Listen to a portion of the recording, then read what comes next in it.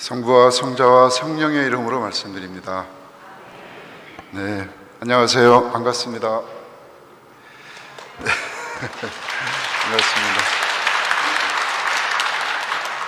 네, 앞서 김홍일 신부님께서 말씀해 주셨지만 지금 현재 저는 성공회 포천 나눔의 집 원장 사제로 사목하고 있고요. 서울교구의 9개 나눔의 집이 서로 모여서 협력하는 협의회 원장 사제 맡고 있습니다. 네, 저는 청년 시절 대부분을 춘천에서 지냈습니다. 가족들도 지금 춘천에 있습니다. 처음에 제가 신대원 졸업하고 전도사로 발령받았을 당시에 98년도였는데요. 아시다시피 98년도 하면 IMF 외환위기가 터진 시대죠. 그때 춘천 나눔의 집에서 노숙자 쉼터 일을 했습니다. 그 어떤 교단도 맞지 않았는데 우리 성공의 춘천교회에서 가운데 있는 건물을 다 내놓고 노숙자분들을 위해서 무료급식도 하고 상담 일을 했는데 제가 그 일을 했었습니다. 그러다가 포천 지역의 서울 대성당에 계신 교우 한 분이 4만여 평의 땅을, 좀 나지막한 산인데요, 그 땅을 기증하게 되면서 포천 지역이 새로운 선교 사역지로 주목을 받기 시작했습니다. 당시 상계동 나눔의 집을 처음부터 읽어오셨던 여기 옆에 계시는 김홍일 신부님이 그런 고민을 하셨다고 합니다. 이 나눔의 집 활동과 또 일상적 우리들의 삶을 좀 더 통합하기 위해서 포천 지역의 생활 공동체를 좀 준비하기 시작했고요. 그렇게 김홍일 신부님이 이제 포천에서 새롭게 시작을 하면서 저에게도 직접 전화를 걸어서 제안을 해주셨습니다. 이 공동체 마을과 더불어서 지역사회를 연계하려면 또 나눔의 집 활동이 또 필요하다 해서 저보고 함께 할 수 있겠냐, 이렇게 김홍일 신부님이 직접 저에게 제안을 해주셨습니다.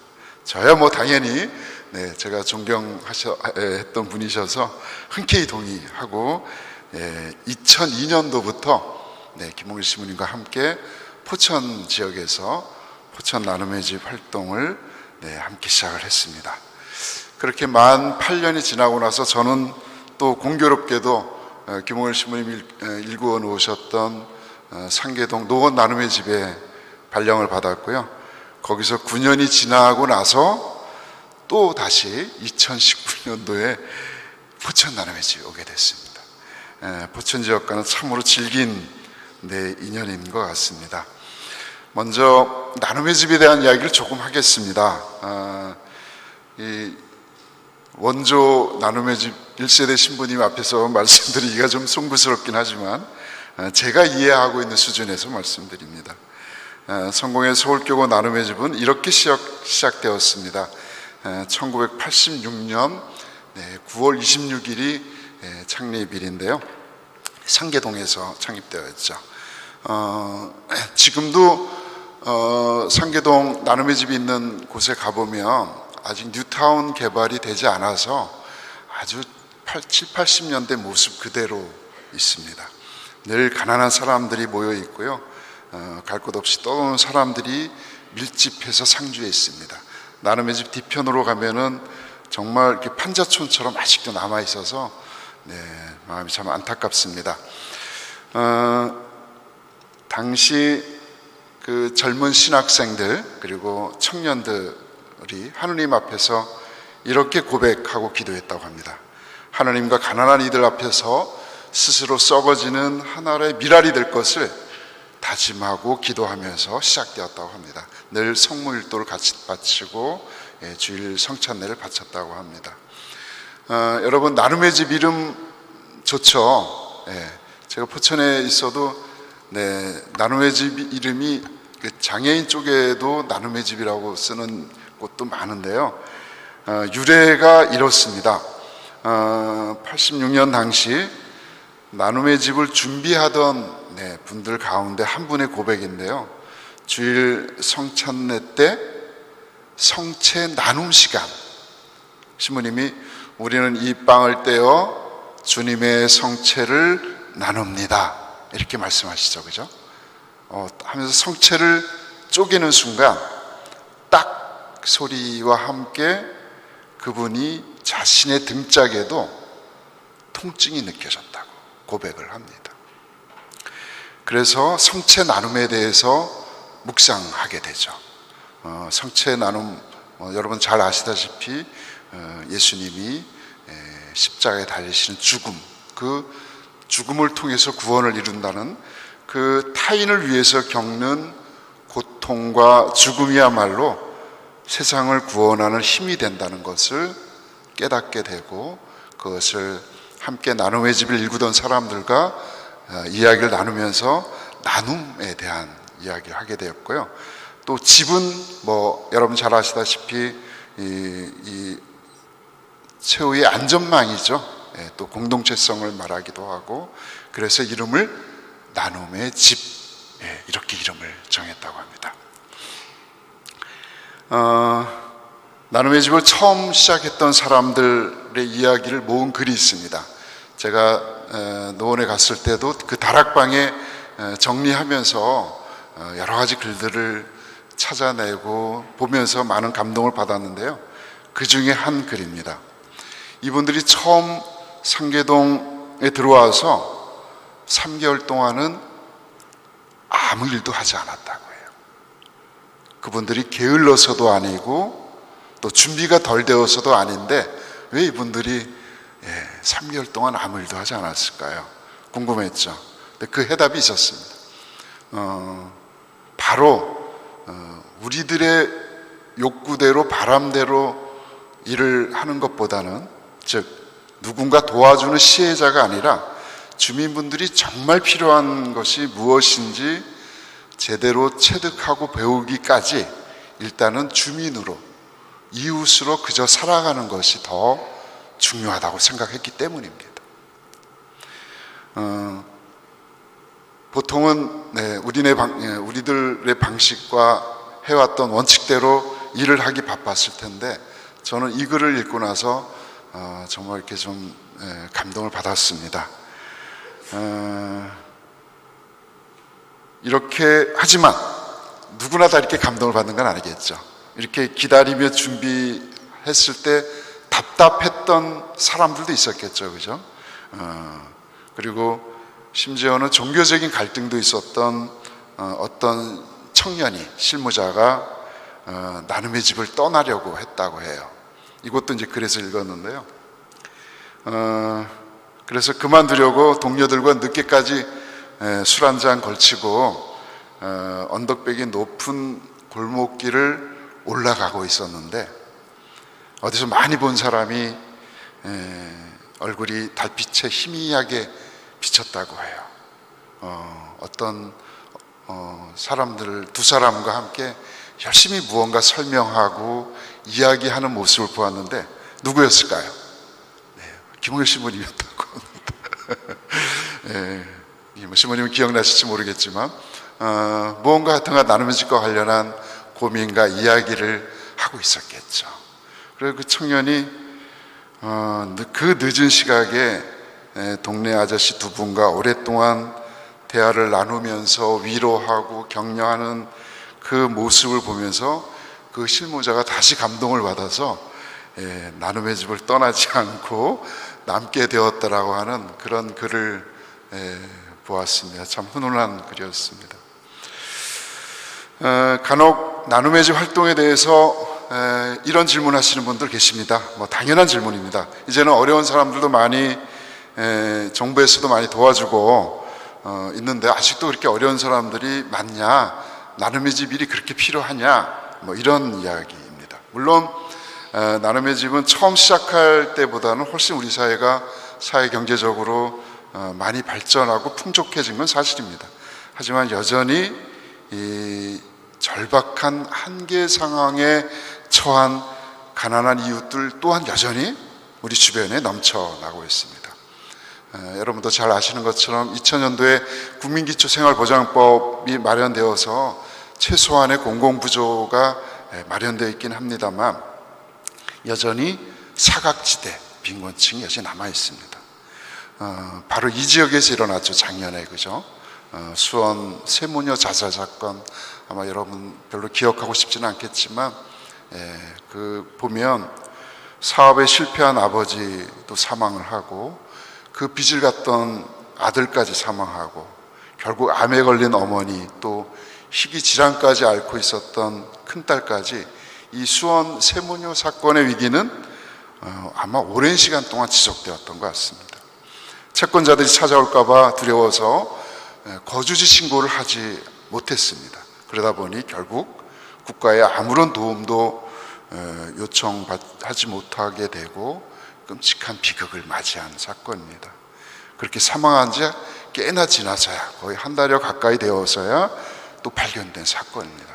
그러니까 우리 나라의 복지 사각지대의 아주 전형적인 모습이라고 볼 수 있습니다. 이처럼 가장이 실직하거나 질병이 생기거나 그렇게 되면 당연히 가정이 파탄나고 해체되고 또 아이들은 오갈 데 없이 방치되고 있습니다. 그래서 경제가 나아진다고는 하지만 또 최소한의 공공부조가 마련되어 있긴 하지만 여전히 나눔의 집과 같은 곳이 더 필요해지는 것이 또 실제 현실이기도 합니다. 네, 오늘 복음 말씀으로 좀 돌아오겠습니다. 오늘 말씀에서 우리는 대림절의 사나이라고까지 불리는 세례자 요한의 모습을 봅니다. 아시다시피 실제 당시 많은 사람들이 세례자 요한을 두고 메시아다, 또 이사야 예언자의 재림이다, 이렇게 이야기를 했습니다. 당연히 수많은 추종자들도 생겼죠. 하지만 요한은 자신은 뒤에 오실 진정한 메시아의 신발끈을 풀어드릴 자격조차 없는 사람이다라고 아주 겸손하게 고백합니다. 자신이 하는 일이 비록 온 백성을 불러 모아 회개시키는 일이라 할지라도 그분의 일에 비하면 발꿈치에도 못 미치는 일이다, 이렇게 고백하죠. 자신은 조연에 불과하다는 거죠. 그리고 주인공은 자기 뒤에 서 계시는 예수님이라는 사실을 아주 단호하게 선포하고 있습니다. 스스로 조연이 된 거죠. 스스로 누군가의 배경으로, 배우로, 그 요한은 그 겸손한 사람이었기에 너무나 아름다웠던 것 같습니다. 그렇게 요한은 스스로 낮추고 비우고 조연으로 또 배경으로 살면서 주님의 오심을 그저 기다리지만 않고 그 길을 고르게 닦는 그러한 사람으로 살아갔죠. 대림절도 마찬가지라고 합니다. 주님께서 우리를 기다리시지만 우리가 제대로 변화하고 회개하고 주님의 길을 따라가심을, 주님처럼 변화의 갈물 오히려 예수님께서 우리들을 기다리고 있는지도 모르겠습니다. 여하튼 이러한 세례자 요한의 삶에 대해서 제가 좋아하는 안도현 시인인데요, 이렇게 말합니다. 삶이란 무엇일까요? 삶이란 세례자 요한의 생애처럼 그 누군가의 배경이 되어주는 것입니다. 밤하늘의 별이 저리 빛날 수 있는 것은 어두운 밤하늘이 배경으로 서 있기 때문입니다. 한 송이 꽃이 저리 눈부시게 아름다운 것은 대지가 배경이 되주기 때문입니다. 아주 정확하게 이야기하고 있습니다. 이처럼 세례자 요한의 삶은 철저하게도 자신 뒤에 오시는 예수님을 위한 배경으로서의 삶이었다고 봅니다. 여기까지 이렇게 복음 말씀 묵상하면서 예전에 춘천에서 있었던 일이 생각이 났어요. 앞서 말씀드린 것처럼 제가 98년도 IMF 외환 시기에 춘천에서 노숙자 쉼터일을 맡았습니다. 노숙자분들과 함께 태극권도 하고 무료급식도 하고 추운 겨울이 오면 동사할까봐 집을 마련해서 같이 거주할 수 있도록 돕는 일들을 했었습니다. 책임을 맡고 있었죠. 마침 그때 제가 이제 졸업한 해여서 정말 이 어렵게 살아가는 이 가난한 사람들, 노숙자분들의 이 사람들을 정말 예수님처럼 모시면서 살아야겠다, 이렇게 다짐하면서 시작을 했어요. 하지만 몰려오는 사람들은 정말 많았어요. 그러면서 상담하면서 또 제가 지쳤던 것 같아요. 어느 날 굉장히 점잖게 생긴 노숙자 한 분이 상담하러 오셨어요. 근데 상담이 끝나고 나서 그 노숙자분이 문을 박차고 나가면서 저에게 한마디 합니다. 당신은 날 치조하는 경찰 같다고. 여기서 무료급식을 해주지 않았으면 나는 아마 벌써 진즉 나갔을 거라고 화를 내면서 나갔습니다. 진짜 도와주는 사람은 그러지 않는다고 하면서 제가 할 말이 없었어요. 너무 부끄러웠어요. 그러면서 제가 상담했던 모습을 되돌아보았는데요, 제가 이러고 있었던 거예요. 당신 실직하고 나서 뭘 하고 있었느냐, 왜 이혼을 했느냐, 아이들은 굶주리고 있는데 그냥 노숙한다고 해결될 것 같으냐. 말 그대로 치조하는 경찰처럼 제가 그렇게 대했던 거예요. 정말 미안했고 저 스스로에게도 화가 났습니다. 당시 신부님 찾아가서 고해 성사도 했던 기억이 납니다. 그러다가 아마 우연이 아니겠죠. 프랑스의 노숙자 쉼터를 운영하시던 살아있는 성자로까지 불렸던 아베 피에르 신부님의 글을 우연 아닌 우연으로 보게 되었습니다. 이분은 노숙자들을 위해서 홍보하고 후원하고 또 관리하고 굉장히 바쁜 나날을 보내는 신부님인데 1년에 한 달 정도는 안 보여요. 그러니까 사람들이 찾기 시작하는 거죠.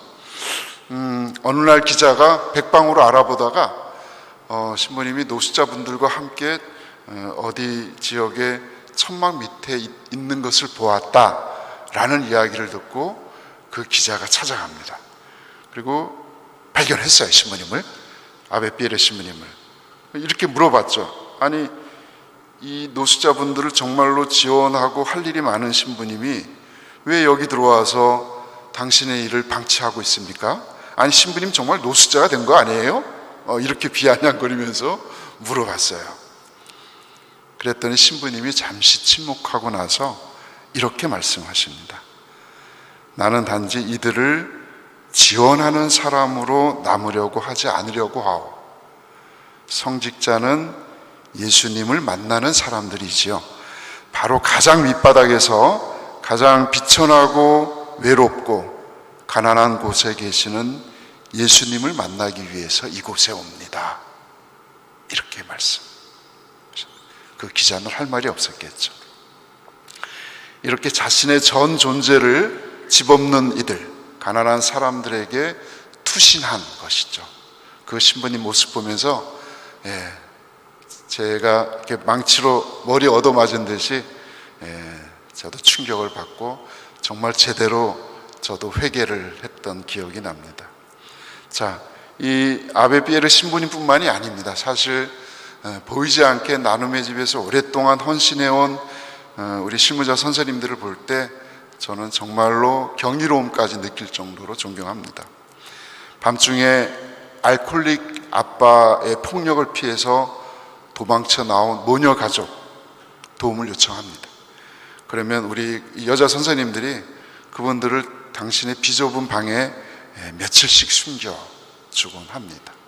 그런가 하면 저녁 7시 공부방 끝나고 밤에 집에 돌아와 봐야 마땅히 돌봐줄 부모가 없는 그 아이들이 실제 거리를 헤매고 있어요.